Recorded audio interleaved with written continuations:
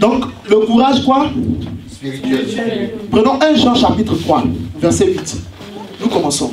1 Jean chapitre 3, verset 8. Donc, nous avons dit le dimanche dernier, 1 Jean, il y a Jean et puis il y a 1 Jean, vous allez devant vers Apocalypse là-bas.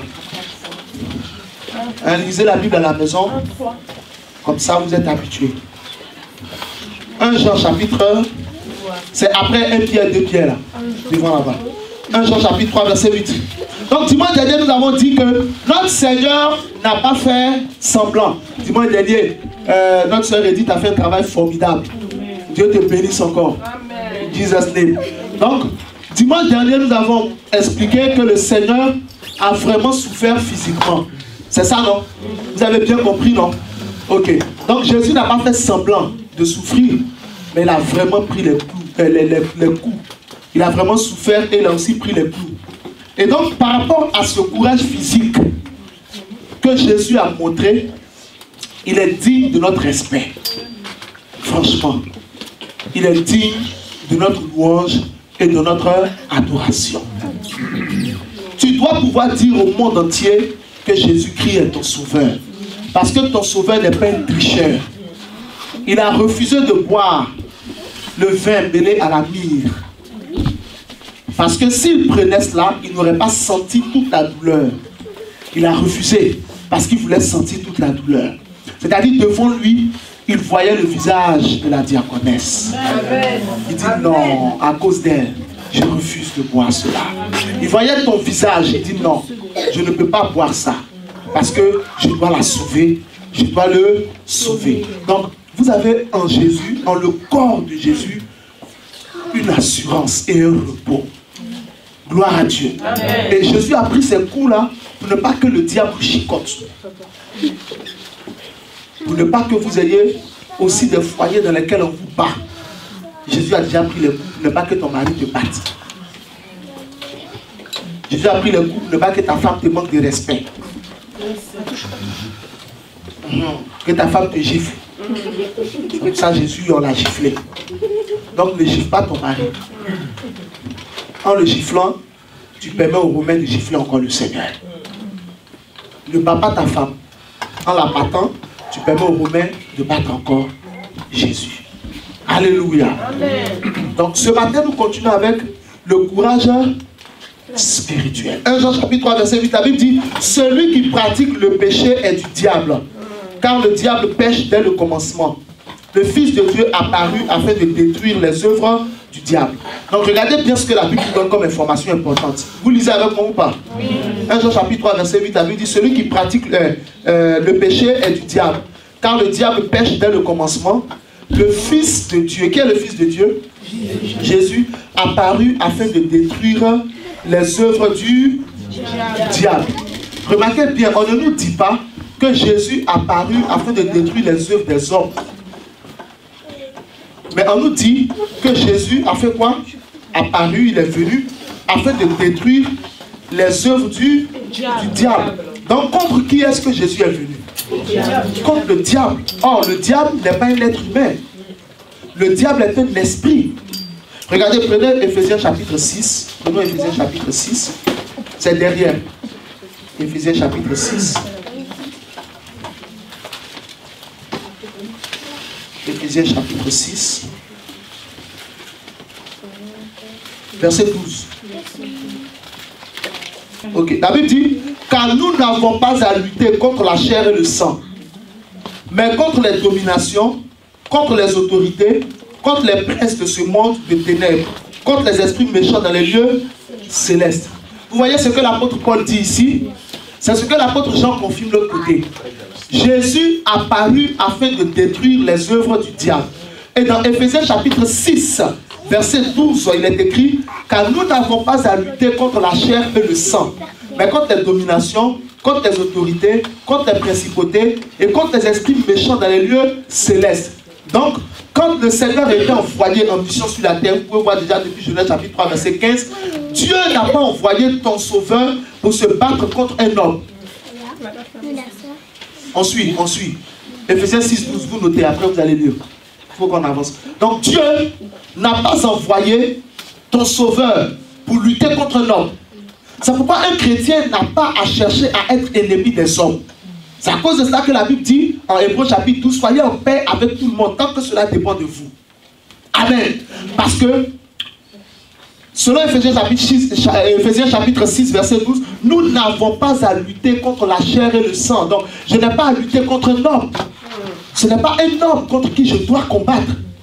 Non. Parce que Jésus est venu en mission sur la terre, pas pour se battre contre l'homme, mais pour détruire les œuvres de Satan. Satan est le diable. En Genèse chapitre 3, verset 15, la Bible nous dit que le fils, la femme enfantera un fils, il écrasera la tête du serpent. En Apocalypse chapitre 12, la Bible nous informe que le serpent ancien, c'est aussi l'un des autres noms du diable. Donc Jésus est venu afin de détruire les œuvres de Satan. Mais pas seulement Satan, toute son organisation et toute son association. C'est de ça qu'Éphésiens chapitre 6, verset 12 nous parle. Les autorités, les dominations, les principautés, les esprits méchants qui sont en haut dans le ciel, qui sont logés précisément au deuxième ciel, dans la partie ténébreuse, et qui de là-bas organisent les démons sur la terre afin d'attaquer les hommes et de les détruire, afin d'attaquer les hommes et de les pousser dans le péché, afin d'attaquer les hommes et de les pousser dans la méchanceté, dans les calomnies, dans les rancunes, dans les animosités, dans l'ivrognerie, dans la drogue et dans toutes les choses semblables, dans la cupidité, dans l'avarice et tout cela. Et par les démons, le diable arrive à contrôler la vie de beaucoup d'hommes sur la terre. Jésus est venu afin de détruire les œuvres du diable. L'ennemi de Jésus, quand il venait sur la terre, n'est pas un homme. C'est pour ça qu'il ne comprenait pas pourquoi les pharisiens s'acharnaient contre lui. Si Dieu doit combattre l'homme, l'homme ira où? Imaginez ce qui peut se passer. Ton propre portable veut se battre avec toi. Nous sommes comme un portable dans la main de Dieu. Amen. Ton propre portable. Tu vas le regarder, tu vas rire. Mon ami, ce n'est pas toi que je cherche. C'est le virus qui est en toi là. C'est lui, je vais chasser. Donc Jésus est venu sur la terre pour chasser le virus du monde. Amen. Le virus du monde, c'est le diable. Donc, à partir de cet instant, nous comprenons que quand Jésus vient, il ne vient pas pour lutter contre les hommes. Or, Satan est un esprit. Les dominations dont il est parlé, ce sont des esprits. Les autorités dont il est parlé, ce sont des esprits.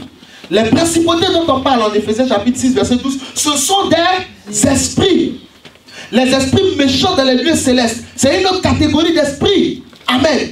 Les démons, ce sont des esprits. Les sirènes des eaux, ce sont des esprits. Donc, le combat de Jésus n'était pas un combat physique ou naturel, mais c'était un combat spirituel. Or, les démons ont de la puissance. Le diable a de la puissance. Les dominations ont de la puissance. Les autorités ont de la puissance. Les esprits méchants de les lieux célestes ont de la puissance. Jésus venait, lui, armé du Saint-Esprit et de la parole de Dieu pour combattre tous les ennemis spirituels des hommes.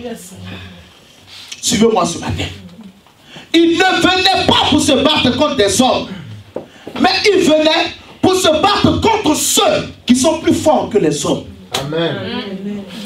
Un homme ne peut pas se battre contre le diable. Un homme ne peut pas se battre contre un démon. Un homme ne peut pas se battre contre les dominations, contre les autorités. Un homme ne peut pas se battre contre les esprits méchants dans les lieux célestes. Un homme ne peut pas se battre contre le péché. Non. Tu ne peux pas te battre contre les esprits. Ils sont plus forts que toi. Ils sont plus puissants que toi. Ils te détruiront totalement. Amen. Tu ne peux pas non plus prendre un démon pour te délivrer d'un autre démon. Ils vont jouer avec toi. Donc, notre combat, nous les hommes, est un combat spirituel. Nos ennemis sont des ennemis quoi? Spirituels. Ce sont des esprits. Il n'y a qu'un esprit mauvais qui puisse pousser un homme à tromper sa femme. L'homme accepte la proposition de l'esprit. Et puis il fait ce que l'esprit a dit. Ce sont les démons qui sont à la base de l'adultère. Ce sont les démons qui sont à la base de l'impolitesse chez un enfant. Quand un enfant a un esprit d'obstination et d'entêtement, c'est un démon qui fait ça. Ce sont les démons qui sont à la base de l'ivrognerie. Ce sont les démons qui sont à la base de l'impudicité, de la pornographie, de la cupidité, de la méchanceté, de la rancune. Je ne laisse pas tomber, je ne pardonne pas. C'est un démon qui fait ça. Ce sont les démons qui sont à la base de la luxure. Le fait d'aimer tout ce qui est chair, plaisir de la chair et tout ce qui va avec. Ce sont les démons qui font ça. C'est un démon qui peut pousser une femme à désobéir à son mari. C'est un démon qui peut pousser un homme à battre sa femme. C'est un démon qui peut pousser un homme à ne pas aimer Dieu. Sinon, pourquoi tu ne vas pas aimer celui qui t'a créé? Alléluia. C'est un démon qui pousse, ce sont des démons qui poussent les jeunes filles à s'habiller nues et à porter des collants qui sont transparents. Bon, pourquoi tu as mis le collant? Puisque c'est transparent. Enlève le collant et facilite la tâche du royaume. Amen. C'est un démon qui met ça dans le cœur des filles et des femmes. Porter des vêtements, tout est nu. C'est un démon qui fait ça. Et la présence des démons sur la terre a détruit la vie des hommes. A rendu l'homme misérable. Quand Adam et sa femme ont été faits, ils ont été placés dans le jardin d'Éden, ils n'étaient pas possédés. Ils étaient nus. Ils n'en avaient point honte. Ils étaient heureux. Ils étaient libres. Ils étaient à l'aise. Ils étaient seigneurs de tout ce qui existe. Mais quand ils ont péché et que le diable a eu accès à leur vie, ils sont tombés. Ils ont su qu'ils étaient nus. Ils ont été déshabillés de leur justice. Ils ont été déshabillés de leur gloire spirituelle. Le nom du Seigneur qui était invoqué sur eux a été retiré de leur vie. Ils se sont retrouvés nus. Ils n'étaient plus rien. Conséquence, Dieu les a chassés du jardin d'Éden. Sortez, parce que vous ne ressemblez plus à la gloire du jardin d'Éden. Mais Jésus est venu afin que tu retournes dans le jardin d'Éden. Afin que la justice que tu as perdue par l'impudicité, tu puisses la retrouver par la sainteté. Quand quelqu'un calomnie les gens, il perd sa gloire. Il est nu. Parce que le jour où ton heure va sonner, même celui qui ne pouvait pas parler sur toi va parler sur toi. Tu es nu. Tu as arrêté et puis tout le monde met sa bouche sur toi. Menteuse là. Menteur. C'est pas toi qui avais dit ça. C'est pas toi qui avais dit ça et puis tu es au milieu, tu ne peux plus te défendre. Celui à qui tu as parlé contre l'autre, les deux s'associent. C'est lui qui voulait nous diviser. Le voilà qui est là, menteur. Tout ton rêve ici, c'est de rentrer sous la terre. Disparaître. Tu es nu. C'est ce qui s'est passé dans le jardin d'Éden. Ils étaient nus. Quand le diable les a trompés. Si quelqu'un t'a fait du mal, pardonne-lui et puis oublie. Laisse tomber, tu t'en fous de ça. Si quelqu'un vient te voir pour te dire du mal de quelqu'un d'autre, le jour où tu vois celui de qui il a parlé, dis-lui, voici ce que lui m'a dit. Il ne va plus jamais revenir te dire ça. Amen. Amen. Si on te fait des propositions que tu sais qui ne sont pas bonnes, refuse-les. Tu sais dans ton cœur et puis dans ta conscience que ça va te rendre nu. Oui, cette nudité est spirituelle. Parce que quand tu t'es associé à quelqu'un pour faire des fausses déclarations d'impôts, vous deux vous êtes associés, vous avez dit que vous n'avez pas travaillé de tel mois à tel mois. Parce que ça vous fait économiser au moins 500 €. C'est pas ça? Donc vous avez payé vos impôts moins 500 €. Ok. Demain, quand la déclaration d'impôt de l'année suivante vient, le type revient. Bon, on va faire. Tu dis non, vraiment cette fois, elle n'a pas fait. Toi, tu veux dire quoi? On a fait ça ensemble la dernière fois, non? Non, arrête de parler, il y a ma femme qui est là. Ta femme est là comment? Non, c'est pas ça. Non, tu as les foutaises, quoi. C'est parce qu'on a associé nos fiches d'impôt qu'aujourd'hui c'est bon. Et le jour où on l'attrape, il déclare ton nom. Avec qui vous faisiez ça, monsieur? Bon, j'avais un compatriote là. Comment il s'appelle? XWY. faut que ça soit ce que vous écrivez. Je ne peux pas dire le nom de quelqu'un.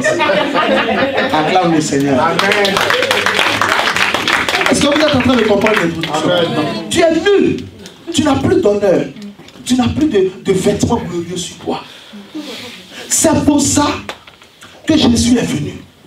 Mais pour pouvoir réussir ce travail, il fallait que Jésus fasse preuve d'un courage spirituel. Parce qu'il n'allait pas se battre contre des hommes. Il est facile de se battre contre un homme. En plus, si tu es Dieu, tu ne vas pas te battre contre lui. Tu vas le rendre poussière. Et puis il disparaît. Le travail est fait. Amen. Des esprits qui attaquent des hommes. Or, Jésus est venu comme un homme.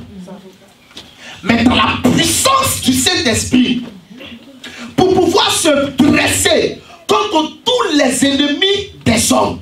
Le premier ennemi de l'homme, c'est le péché. Mais le péché a été introduit. Le premier ennemi de l'homme, c'est qui? Le péché. Mais le péché est rentré dans la vie de l'homme par le diable. Donc immédiatement, le diable devient le premier ennemi de l'homme. Quand le diable réussit à avoir accès à la vie d'une personne, cette personne devient son esclave. Mais quand Jésus réussit à avoir accès à la vie d'une personne, cette personne devient son enfant. Cette personne devient son ami. C'est pas pareil. Quand Jésus est venu, il devait se battre contre tous ceux qui ont rendu les hommes esclaves du péché, esclaves du mensonge, esclaves de la méchanceté. Le mensonge est une mauvaise chose. Une personne qui ment est égale à une personne qui vole. Une personne qui ment est égale à une sorcière. Oui. Parce qu'en Jean chapitre 8, il est écrit que Satan est le père du mensonge. Qu'est-ce que vous pensez? Le mensonge, c'est un royaume. Ah, vous n'étiez pas là au début de l'église. J'avais prêché ce message déjà. Le royaume, le mensonge, c'est un royaume. La vérité aussi, c'est un royaume. Deux royaumes différents. Donc celui qui ment, il appartient au diable. On ne demande pas ton avis. Tout est déjà calé. Quand tu mens, tu appartiens au diable. Ça, c'est simple. Qui veut mentir? Il n'y a pas l'homme. Ne mentez pas, hein? Parce que celui qui ment, il appartient au diable. Il est mieux de dire la vérité, encaisser l'erreur qu'on a commise, plutôt que de se cacher derrière notre visage. Le jour où la vérité est sûre, c'est dangereux. Amen. Amen. On continue ou pas? Je veux rentrer dans le message, mais depuis le Seigneur me fait tourner. Je ne peux pas finir sur ce que je suis en train de dire. Je pense qu'il veut dire ça, on va continuer dessus. On va suivre le Seigneur, non? Et je veux rentrer dans autre chose, mais depuis je tourne sur la même chose. Donc, le diable, en trompant Adam et sa femme, a réussi à faire rentrer le péché dans leur vie. La définition du péché, c'est le fait de faire le contraire de la volonté de Dieu.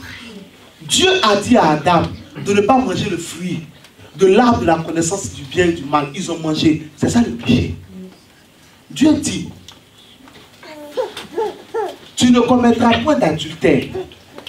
Quand tu t'en vas t'intéresser à la nudité, si tu es un homme, tu vas t'intéresser à la nudité d'une autre femme, alors que tu es marié, tu as péché. Tu es comme Adam et Ève, tu as mangé le fruit défendu. Parce que la nudité de cette jeune fille que tu es en train de voir, il ne t'appartient pas, sinon elle ne t'appartient pas. La nudité qui t'appartient, c'est celle de ta femme. Tu es dépositaire légal de cette nudité. Mais pour une étrangère, c'est un péché. Dès lors que tu fais ça, tu donnes accès à Satan dans ta vie. Tu n'as pas besoin de le voir venir. C'est une loi. L'âme qui pêche, c'est elle qui mourra. Tu meurs spirituellement. Parce que le Seigneur avait dit quoi à Adam et Ève? Si vous mangez, il a dit à Adam, si tu manges de ce fruit, tu mourras. Mais quand ils ont mangé, ils ne sont pas tombés morts. Ils ont été nus. C'est une mort. Tu risques de perdre ta femme. le jour où elle va découvrir que tu fais tout ça, si elle demande le divorce, tu fais quoi? Parce que quand on demande le divorce, on demande la cause. Tout le monde te respecte. On dit non, lui là, ou bien celle-là, c'est quelqu'un de sérieux. C'est pas ça? Maintenant, ton mari a demandé le divorce. Ou ta femme a demandé le divorce. Mais on va demander la cause. C'est vrai ou pas? La cause va être dite.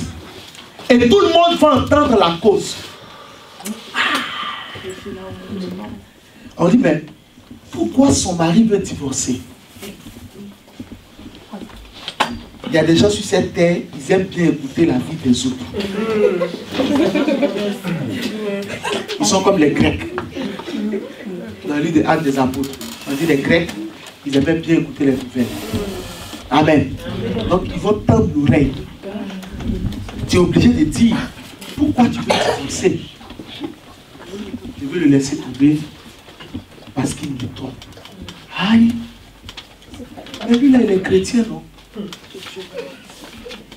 Ah, mais je comprends.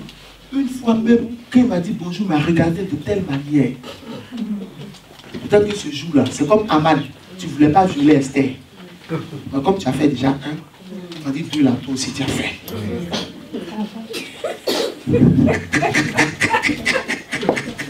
Est-ce que vous comprenez ce message? Je suis le Seigneur. Hein. C'est pas là-bas que je partais. Mais c'est là-bas, lui, il va. Qui on suit? Amen. On suit le Seigneur. Amen. Mais c'est pour ça que souvent il m'appelait. Non, toi tu l'appelais souvent normalement. Mais c'est devenu affaire. Ah, donc c'est un dragueur.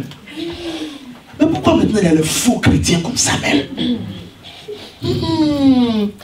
Ma chérie Yako. Je vous comment on dit quand quelqu'un vous dit à quelqu'un courage. In Yoruba, not in English. Courage. Take heart.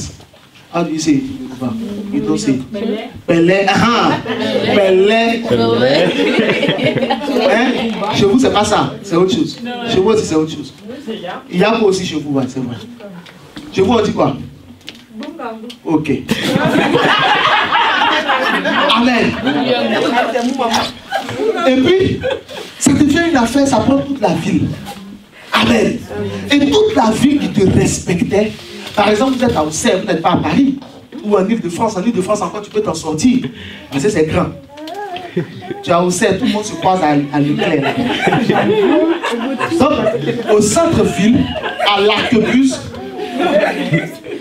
tu es prêt à monter dans la navette. On dit, mais il n'a plus de voiture. Oh, mon cher! Il a divorcé, sa femme a tout pris. Mais pourquoi il a divorcé? Il l'a trompé. Mais c'est pas lui là qui était chrétien là. Oh! Tu entends? Tu as envie de disparaître. Mais tu ne peux pas disparaître. C'est pour ne pas que ça t'arrive que Jésus a parlé. C'est pourquoi si tu es chrétien, préserve ta nudité spirituelle. Préserve ta nudité spirituelle. C'est une gloire la nudité. C'est une gloire. Notre gloire, c'est notre nudité spirituelle. Dieu nous voit nus. Dieu ne nous voit jamais habillés. La Bible dit en Hébreux chapitre 4, verset 13 que tout est nu. Lui, il nous voit nus. C'est notre gloire. Il nous voit nus. On ne peut pas se cacher devant Dieu. C'est notre gloire. Comme Adam et sa femme se voyaient nus, ils n'en avaient point honte. Dieu nous voit nus. Il n'a pas honte. Mais quand tu pêches, tout sur tout ton corps, sur toute ton âme, sur tout ton être, le péché vient comme des boutons, comme des taches. Donc quand tu apparais devant Dieu, c'est comme de gros furoncles qui dégagent du pu. Donc du coup, la Bible dit dans Habakkuk que ses yeux sont si sains qu'il ne peut regarder le péché. Donc au lieu de regarder, ça te repousse au fur et à mesure. Yes. Ça te repousse au fur et à mesure. Il y en a qui disent non, mais ça c'est pas un péché de l'homme. Dieu va te condamner à cause de ton besoin. Ce n'est pas besoin de l'homme. C'est un péché. Amen. Amen. Qui tient à son honneur? Dis avec moi, Seigneur. Amen. Prie avec moi, Seigneur. Je tiens à ma nudité. Je ne veux pas être déshonoré. Saint-Esprit, garde-moi dans la sainteté. Prie, prie, prie, prie, prie, prie, prie. Parle à Dieu pour ta vie. Parle à Dieu ce matin pour ta vie. Parle à Dieu ce matin pour ta vie. Le Saint-Esprit est en train de nous envoyer quelque part ce matin. Mighty God. Dis-lui, préserve-moi de toutes choses, de tout péché. Préserve-moi de tout péché. Préserve-moi de tout péché, Holy Spirit. Thank you, Holy Spirit. In Jesus' name. Amen. Ça va, non? Écoutez-moi. Regardez bien 1 Jean chapitre 3, verset 8. Celui qui pratique le péché est du diable. Car le diable fait quoi? Pêche dès le commencement. Le Fils de Dieu a apparu afin de détruire les œuvres du... Le diable n'a pas péché dans le jardin d'Éden. Dans le jardin d'Éden, c'est Adam et Ève qui l'a fait pécher. Lui, il a péché bien avant ça. Amen. C'est pourquoi la Bible parle dès le commencement. Il ne s'agit pas du commencement d'Adam et Ève. Bon. Qu'est-ce que ça veut dire? Ça veut dire que la force du diable réside dans le péché. Écoutez-moi attentivement. La force de Satan réside dans quoi? Pour que le diable ait autorité sur un être humain, il faut que cette personne pêche. Mais tant que tu résistes au péché, le diable ne peut pas avoir autorité sur toi. Amen. Écoutez bien, c'est très très important ce que je suis en train de dire. Très important.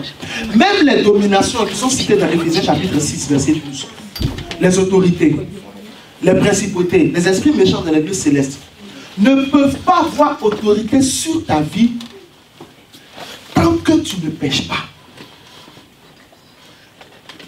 Si Adam d'abord, si Ève avait refusé de manger le fruit, le diable n'aurait pas pu l'obliger à manger le fruit. Satan ne peut jamais obliger quelqu'un à faire quelque chose qu'il ne veut pas. Même Dieu ne peut jamais t'obliger à faire ce que tu ne veux pas. Maintenant, je vais vous expliquer quelque chose de très profond. C'est pourquoi je voudrais que vous m'écoutiez attentivement. On est d'accord, non? Le rythme, c'est le Seigneur qui est en train de guider. Je suis content. Mais je vais vous expliquer quelque chose de très profond. Satan ne peut jamais t'obliger à faire quelque chose que tu ne veux pas. Qu'est-ce que dans le monde on appelle un viol? Faire quelque chose contre la volonté. Contre la volonté d'une personne, c'est ce qu'on appelle un viol. Et il y a viol dans tous les domaines. Il viole mes droits, il viole mon corps, il viole... Un viol, c'est quand on oblige à quelqu'un à faire quelque chose contre ça. Une personne qui est violée n'est jamais coupable. C'est vrai ou pas? Satan ne peut jamais te violer. S'il te viole, tu es victime. Il le sait. C'est pourquoi il propose. Toujours. Amen.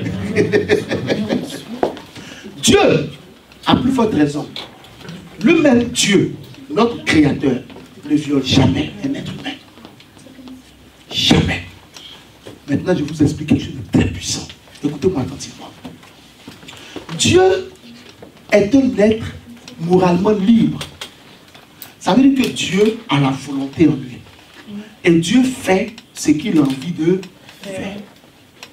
C'est ce qu'on appelle le libre arbitre. Ça veut dire, je peux dire oui ou je peux dire non. C'est comme ça que Dieu lui-même est. C'est un être moralement libre. Ça veut dire que Dieu choisit ce qu'il veut faire ou ce qu'il ne veut pas. Tu ne peux pas obliger Dieu à te bénir. Dieu te bénisse, mon fils, tape là. Tu peux t'asseoir. Tu ne peux pas obliger Dieu à faire quelque chose qu'il ne veut pas. Il est libre. Maintenant, au-delà de sa liberté, Dieu a une intelligence et une intuition qui dépassent notre intelligence. Qu'est-ce que c'est? C'est ce qu'on appelle l'omniscience. Je vous explique doucement. Écoutez-moi. Dieu est omniscient. Ça veut dire que Dieu sait tout. Dieu a une capacité intelligente en lui de connaître le passé avant que ça ne devienne passé. Amen. Amen. Si vous ratez ce que je suis en train de vous expliquer, ça va vous faire beaucoup de mal. Je vous en supplie, écoutez-moi attentivement.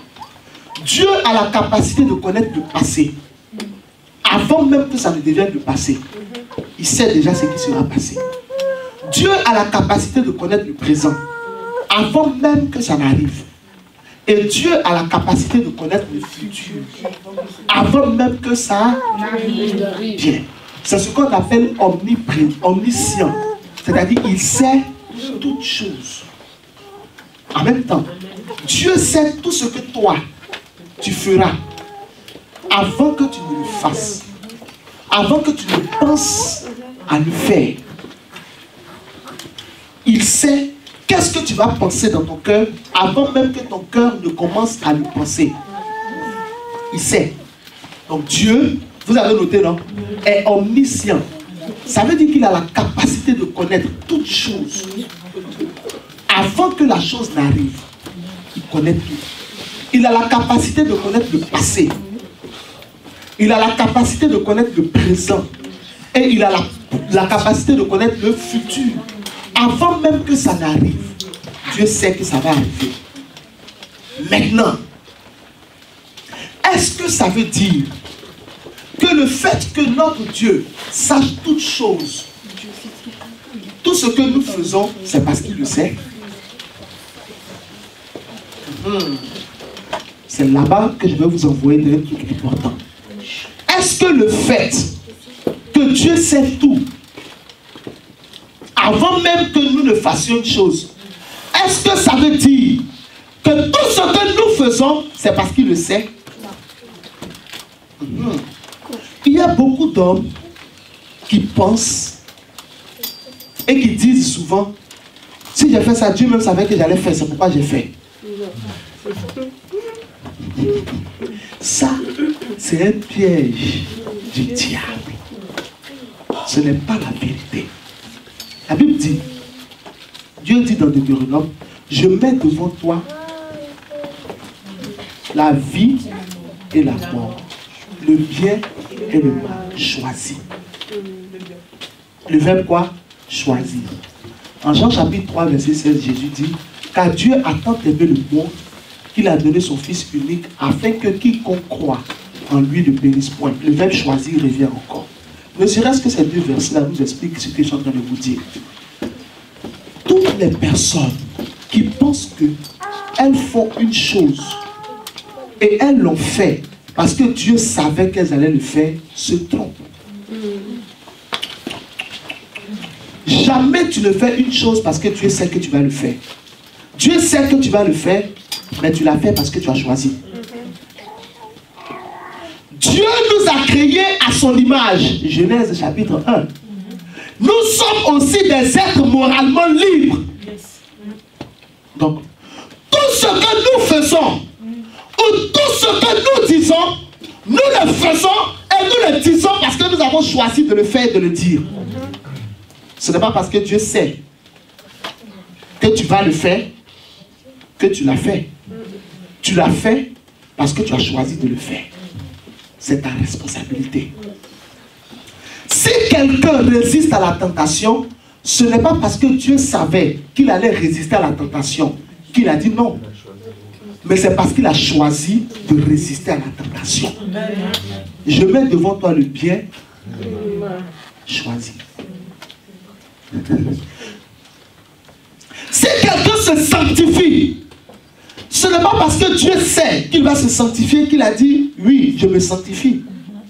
Mais c'est parce qu'il a choisi de se sanctifier. Ta vie, c'est ta vie. Ce que tu fais est le fruit de ta décision. Si tu fais mal, c'est le fruit de ta décision. Si tu fais bien, c'est le fruit de ta décision. Ce n'est pas parce que Dieu sait. Dieu ne fait rien à notre place. Quand Dieu a dit à Adam, tu ne mangeras pas du fruit de l'arbre de la connaissance du bien et du mal, et puis Adam a mangé et il a péché. Il y a beaucoup de personnes qui disent, mais Dieu même savait que Adam allait faire ça, pourquoi il n'a pas empêché? Vous avez déjà pensé ça, non? C'est l'explication que je vous donne. Dieu ne l'a pas empêché parce que Dieu l'a créé à son image. Toi et moi, nous sommes des êtres moralement libres. Si je ne veux pas manger telle nourriture, tu ne peux pas me forcer. Je dis non. Point. Amen. Ça ne me plaît pas, ça ne me... C'est de ça qu'on parle. Donc, si Adam a péché, et que Dieu savait qu'Adam allait pécher, mais il ne l'a pas empêché, c'est parce que Dieu respecte la décision d'Adam. Toi aussi, tu devras apprendre à respecter la décision de Dieu. Quand il dit celui qui pêche va en enfer. Il y en a qui disent, mais Dieu est amour, pourquoi il envoie en enfer? Ce n'est pas ton problème. Dieu respecte ta décision de ne pas le suivre et de mener une double vie. Il respecte ta décision. Mais respecte aussi la décision de Dieu de ne pas mélanger son royaume aux gens qui ne l'aiment pas. Pourquoi sur la terre y a-t-il des prisons?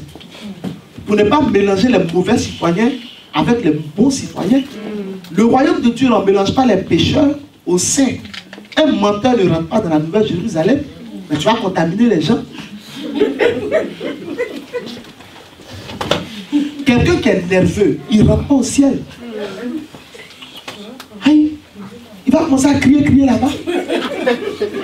Quelqu'un qui est avare, il ne va pas au ciel. Là-bas, on partage tout. Quelqu'un qui a dans son cœur la cupidité, c'est-à-dire l'amour de l'argent, il ne rentre pas au ciel. Ça te fait mal. Le problème, ce n'est pas que ça te fasse mal ou que ça te fasse plaisir. Respecte la décision de Dieu. Il vit avec les gens qu'il a choisis.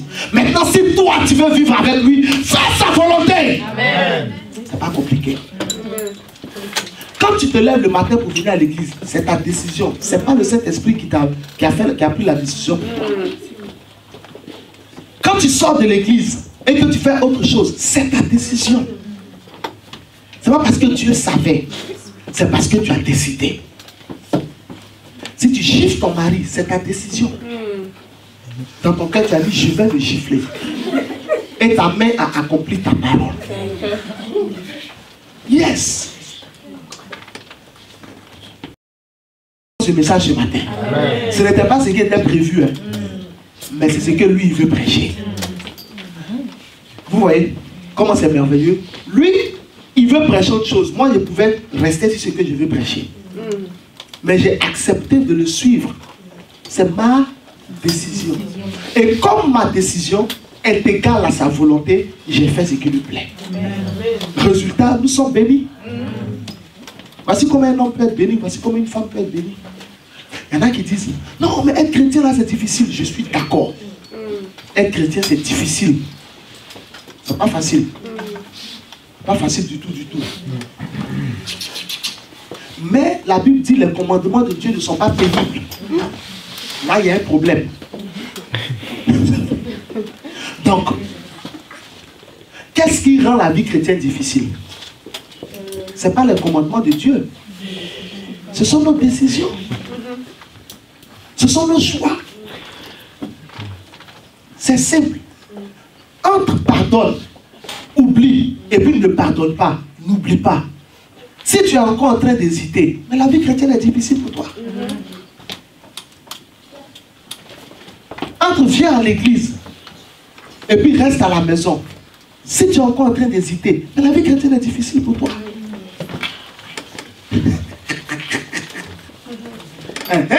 Quelqu'un a dit ça, c'est vrai. Donc la Bible dit les commandements de Dieu ne sont pas pénibles. Ça serait être méchant que de nous donner des commandements qu'on ne peut pas suivre. Amen. Oh, Dieu n'est pas méchant. Dieu est bon. Yes. Donc, Mathilda, tu as bien compris que tout ce que nous faisons, ce sang-là qui a apporté ce matin, c'est pas toi qui as décidé. Le bijou, c'est pas toi qui as décidé. C'est comme ça. C'est pareil avec notre vie. C'est ce que tu décides que tu fais. Quand tu viens à l'église, si tu veux écouter, tu vas écouter. Si tu ne veux pas écouter, tu ne vas pas écouter. C'est ton cœur. Ce sont tes yeux. Moi, je ne pourrai jamais t'obliger à faire quelque chose. Même le Saint-Esprit que Jésus nous envoie de la part du Père ne nous obligera jamais à faire ce que nous ne voulons pas faire. Mais il va nous recommander ce qu'on fait qui nous rend agréable à Dieu. Amen. Et ce qu'on fait qui fait tomber le diable à nos pieds. Quelqu'un n'a pas compris. Amen. Il y a ce que tu fais qui élève le diable dans ta vie. Et puis il y a ce que tu fais qui rabaisse le diable dans ta vie. Chaque fois que quelqu'un fait ce qui plaît à Dieu, le diable est de plus en plus petit dans sa vie. Amen. D'autres disent, mais Jésus il a réussi dans sa vie parce qu'il était fils de Dieu, mais toi aussi tu es devenu fils de Dieu. Jean chapitre 1, verset 12, à tous ceux qui l'ont reçu, à ceux qui ont cru en son nom, il leur a donné le pouvoir de devenir enfants de Dieu. Donc toi aussi tu es fils de Dieu, toi aussi tu es fils de Dieu au nom de Jésus par la foi en lui. Et pourquoi tu ne réussis pas ce que Jésus réussissait? Parce que la différence entre nous et Jésus, c'est que Jésus était obéissant. Nous sommes désobéissants, la plupart du temps. Comment voulez-vous que quelqu'un qui est désobéissant puisse réussir? Réfléchissez dessus. Un enfant qui est désobéissant, qui va lui donner un cadeau? Le cadeau, c'est la punition. Décidez, mes bien-aimés, ce matin, décidez à rentrer dans la victoire de Jésus-Christ sur le diable. Je vous donne un enseignement qui peut être une clé pour vous. Le diable va devenir très inefficace et très inoffensif dans votre vie si vous faites ce que le Seigneur vient de vous dire. Amen. Plus tu dis oui à Dieu, plus tu es puissant. Amen. Amen. Yes. Le Saint-Esprit est là pour t'aider. Mais plus tu lui dis oui, plus tu deviens puissant. Je vais vous donner un témoignage rapidement. Quand j'ai donné ma vie à Jésus, j'avais un problème d'alcool. J'aimais beaucoup sortir. Mais j'ai donné ma vie à Jésus. Je ne voulais plus sortir. Et quand mes amis venaient me chercher, c'était difficile. Mais j'avais décidé de dire non. Là, j'ai dit Seigneur, je vais dire non. Mais quand ils viennent, c'est difficile. S'il te plaît, éloigne-les de moi et qu'ils ne viennent plus jamais m'inviter. Voilà comment Dieu nous aide. Les dimanches matin, je les croise devant le maquis. Et puis eux, ils me demandent pardon. Pardon, on a oublié. Je vais venir te chercher. Et dit, vous n'avez pas oublié, Dieu m'a délivré. Acclame le Seigneur ce matin. Et c'est comme ça. Le 1er 31 décembre, c'est là où j'ai donné ma vie à Jésus, il y a un cousin que je ne connaissais pas qui est venu chez moi et il me dit, on va sortir, tu fais quoi? Dans ma tête, il dit, mais pourquoi le diable me veut comme ça même? Ce type-là, je ne l'ai jamais vu.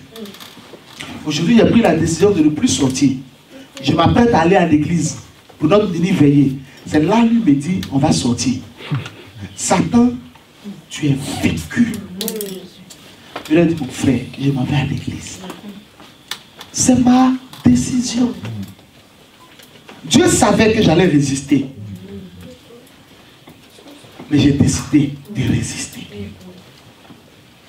Alors, ne comptez pas sur Dieu pour s'associer. On ne doit pas dire ça comme ça. Sinon, ça vous fait très mal. Ne comptons pas sur Dieu. Voilà, là, tout le monde a mal. Ne comptons pas sur Dieu pour s'associer à nos vilaines actions. Vous dites non, c'est la volonté de Dieu. Dieu même savait. Donc tout ce que Dieu fait est bon. Mais la question qu'on se pose, c'est est-ce que c'est Dieu qui a fait?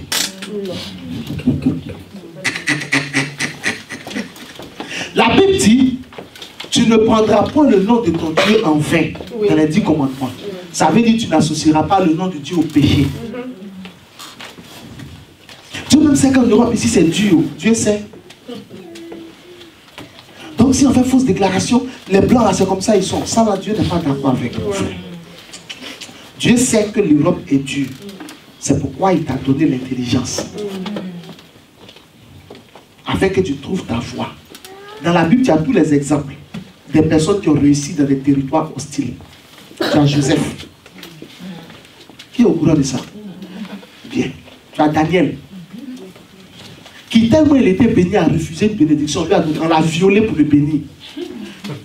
On dit tu seras troisième personnalité de Babylone forcée. C'est vrai ou pas? Il dit non, on dit si. Il a refusé la bénédiction. Il était déjà élevé. Le type Darius dit forcé. je vais te lever. On lui a donné une nouvelle bague forcée. Dis à quelqu'un, on va me lever forcé. Ça là, je préfère que ça t'arrive. Quand on te viole pour te bénir. Est-ce que quelqu'un est d'accord avec moi ce matin? Que la bénédiction vienne te violer. Daniel était levé de force. Donc il y a Daniel. Jésus était dans une crèche. Et puis 3 rois mages, des rois mages sont venus lui donner de la myrrhe, de l'encens et de l'or.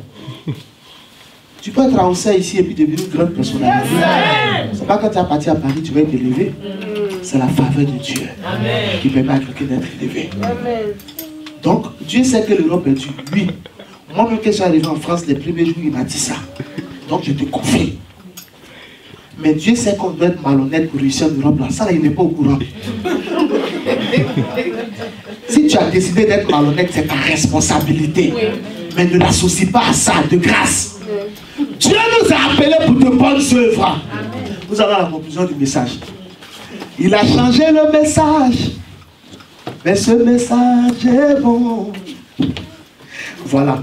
Retenez que Jésus a paru afin de détruire les œuvres du diable. Il n'y a donc maintenant aucune condamnation pour ceux qui sont en Christ. Jésus a livré publiquement en spectacle tous les démons, tous les esprits mauvais, toutes les autorités, toutes les dominations, toutes les principautés et tous les esprits méchants dans les lieux célestes. Il les a dépouillés de leur gloire.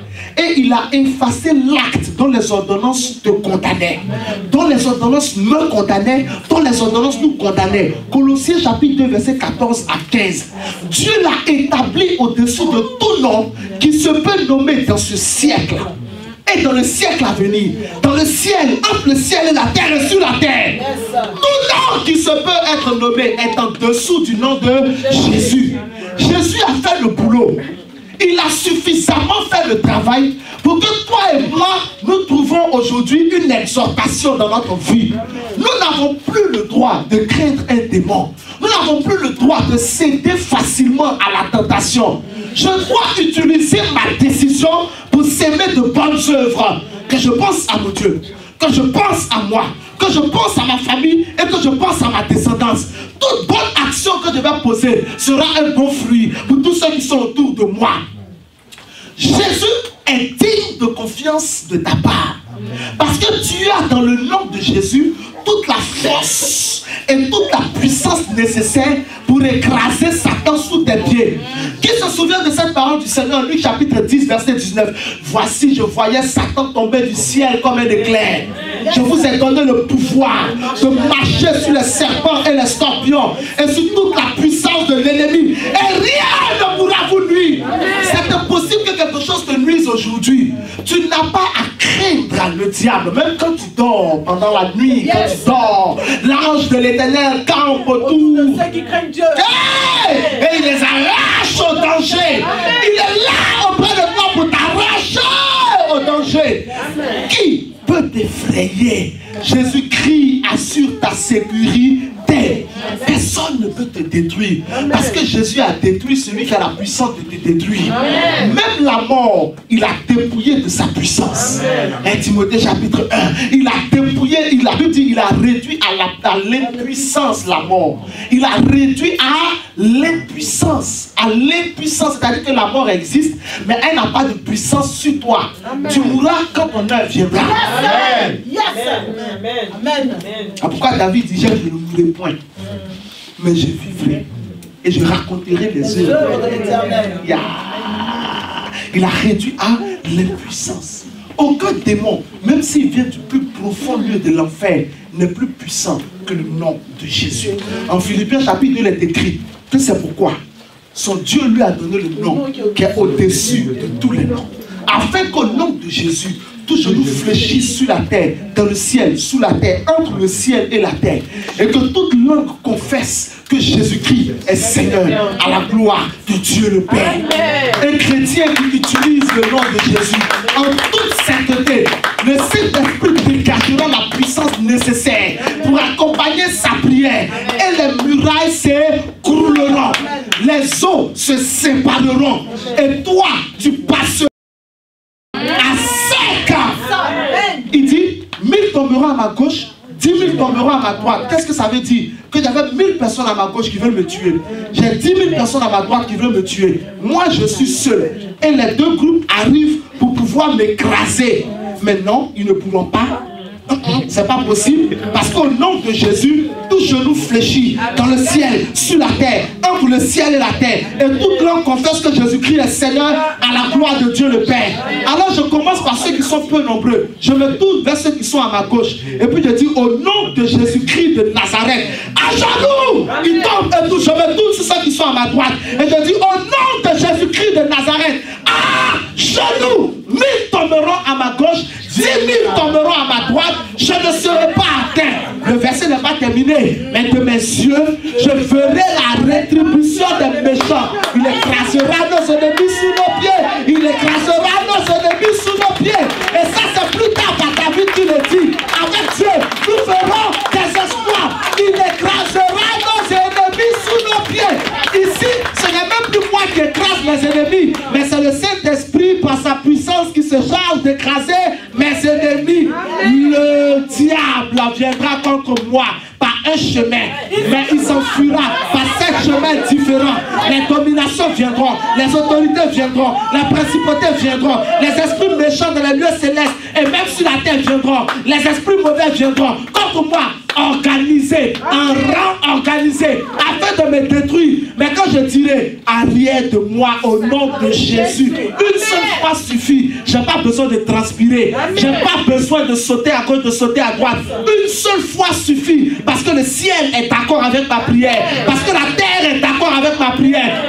La Bible dit, ils s'enfuiront par 7 chemins différents. Aucun d'eux ne pourra résister à la puissance qui sortira de ma bouche.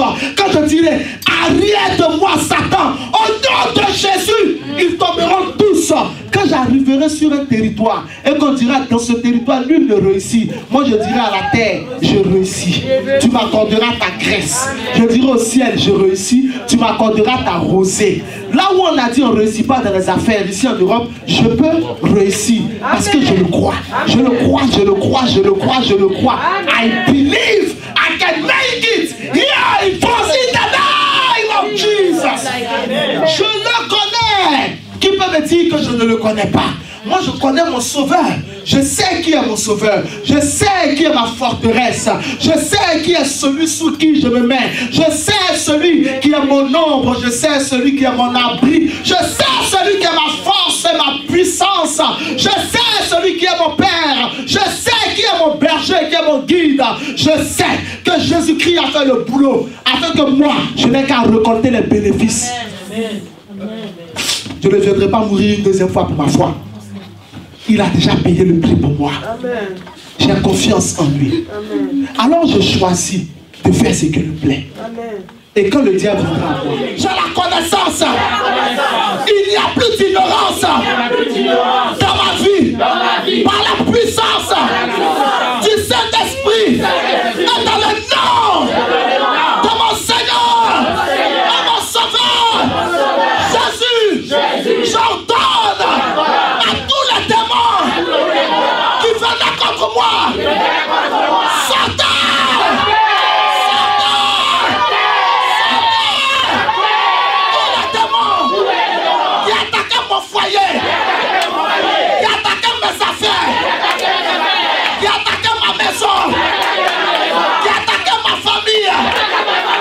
Aujourd'hui, c'est terminé.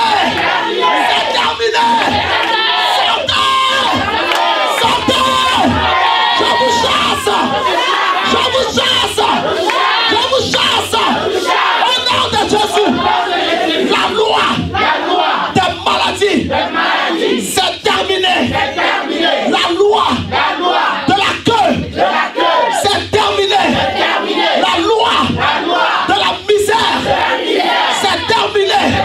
La loi de la peur, c'est terminé. C'est terminé. Satan, c'est terminé. Satan, c'est terminé. Tu ne feras plus mes affaires. Elles sont cachées dans le sang de Jésus. Tu ne verras plus mon cerveau. Il est caché dans le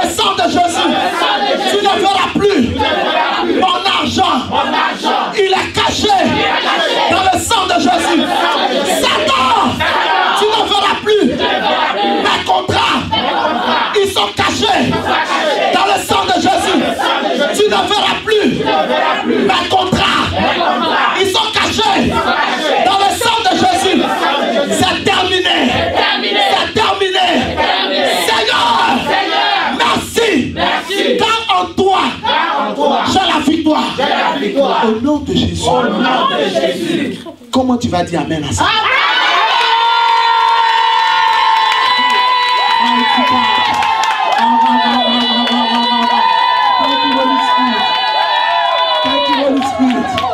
Alléluia.